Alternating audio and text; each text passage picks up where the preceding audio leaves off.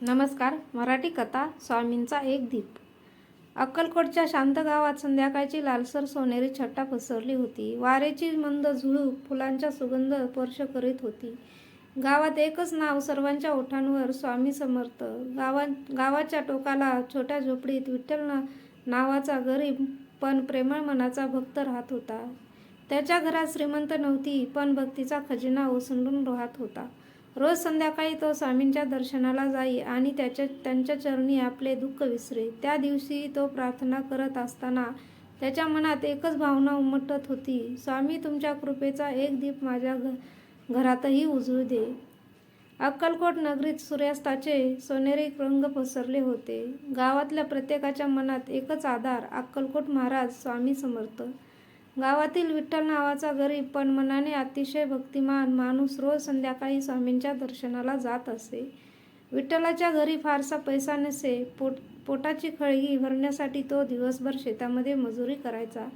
पण एक गोष्ट मात्र तो कधी सोडायचा नाही, निस्वार्थ भक्ती. एक दिवस त्याला त्याच्या घरी मोठं संकट आलं. मुलगी माया आजारी पडली. गावातल्या वैद्याकडे गेले तरी काहीच फायदा झाला नाही. विठ्ठलाच्या डोळ्यात अश्रू तर मनात एकच विचार, आता आशा फक्त स्वामींचीच. रात्रीचा अंधार दाटला होता. माया तापाने विव्हळत होती. तेवढ्या दारावर हलकासा ठोका झाला. विठ्ठल दार उघडतो तर पांढऱ्या कपनीत एक संत सारखा पुरुष उभा.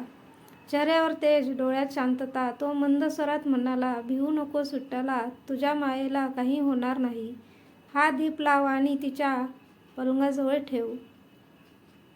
प्रभू करतील ते चांगलंच होईल. विठ्ठल काही बोलतो तोच तो पुरुष नाहीसा झाला. विठ्ठलाच्या मनात एकच भाव, हे तर स्वयं स्वामी समर्थच. त्याने दिलेला दीप लावला. काही क्षणात खोलीत प्रसन्न सुगंध पसरला. माया शांत झोपली. सकाळी जाग आली तेव्हा ती पूर्ण बरी झाली होती. ताप, अशक्तपणा काहीच नव्हतं. विठ्ठलने तिला मिठी मारली आणि डोळ्यातून अश्रू गळू लागले. तो धावत स्वामींच्या मठात गेला. स्वामी गादीवर बसले होते. विठ्ठल नमस्कार करतो तेव्हा स्वामी हसत म्हणाले, दीप उजळला की अंधार पळतोच. भक्तीचा प्रकाश ठेव विठ्ठला, बाकी सर्व माझ्यावर सोपव. विठ्ठलाची मनातली सर्व भीती नाहीशी झाली. त्या दिवसांपासून त्यांचे जीवन बदललेले. गरीब होता पण मनाने श्रीमंत झाला. स्वामींचा एकच संदेश तो सर्वांना सांगत असे, भक्ती आणि विश्वासाचा चमत्कार दडलेला असतो. माया निरोगी झाली. घरात आनंद परतला आणि विठ्ठल दररोज त्या दीपाला लावून प्रार्थना करत असे. तो एक दीप विश्वासाचा आणि स्वामींच्या कृपेचा प्रतीक बनला. दुसऱ्या दिवशी सकाळी सूर्यकिरणांनी घरात प्रकाश भरला, पण विठ्ठलाच्या मनात प्रकाश पसरला होता. स्वामींच्या कृपेचा. माया हसत उठली होती. तिचा चेहरा फुलासारखा ताजातवाना दिसत होता. आजाराचा मागसूमही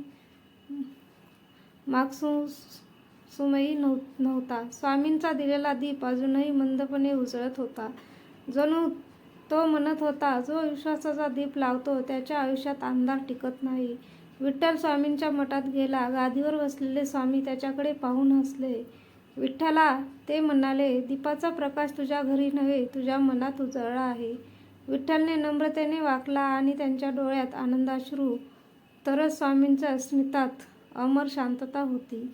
त्या दिवसापासूनच विठ्ठल रोज त्या दीपाला लावत असे, कारण तो दीप फक्त तेलाने नव्हे तर विश्वास, प्रेम आणि स्वामींच्या कृपेने उजळत होता.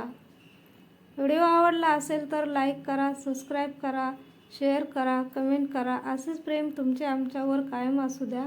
धन्यवाद.